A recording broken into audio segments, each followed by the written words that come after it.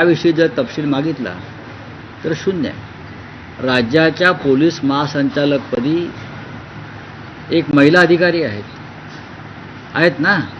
राज्याच्या पोलीस महासंचालक पदावरती एक महिला अधिकारी आहेत आणि देवेंद्र फडणवीस त्यांना सातत्यानं एक्सटेन्शन देत आहेत, कारण त्या कार्यक्षम असाव्यात असं त्यांना वाटतं आहे. तरीही जर महिला सुरक्षित नसतील आणि महिलांच्या हत्या आणि खून आणि आत्महत्या होत असतील तर मला असं वाटतं की आता भारतीय जनता पक्षातल्या त्या महान सगळ्या महिला नेत्या कुठे गेल्या. हे जर इतर कोणाचं सरकार असतं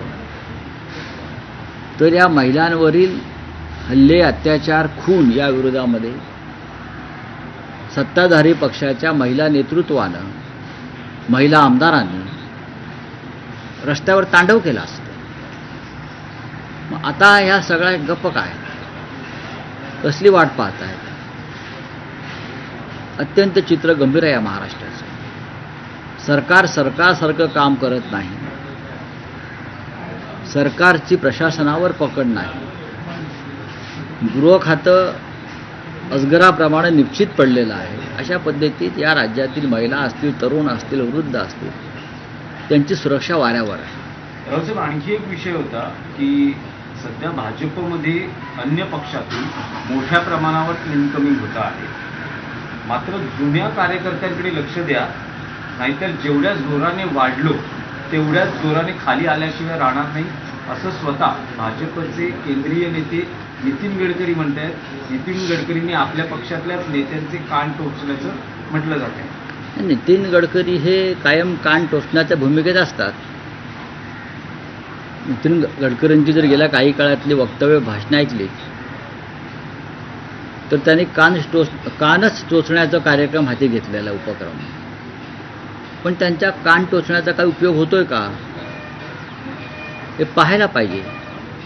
महाराष्ट्रामध्ये नव्हे तर देशभरामध्ये जो भारतीय जनता पक्ष आहे तो मूळ भारतीय जनता पक्ष नसून तो डुप्लिकेट, सुजलेला फुगलेला भारतीय जनता पक्ष आहे. भारतीय जनता पक्षातले आजचे आमदार 60% आमदार हे बाहेरून आलेले आहेत. 60-65%.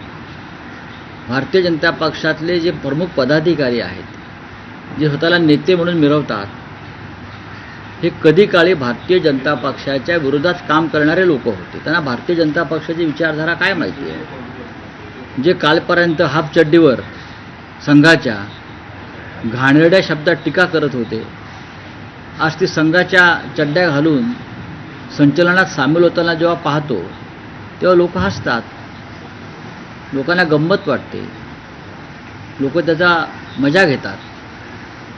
भारतीय जनता पक्षामध्ये आज त्यांच्या स्वतःचे असे 20%च लोक आहेत आणि बाकी सगळे बाहेरून आलेले हौसे नवसे गवसे आहेत. त्याच्यामुळे नितीन गडकरी यांच्यासारख्या जुन्या जाणत्या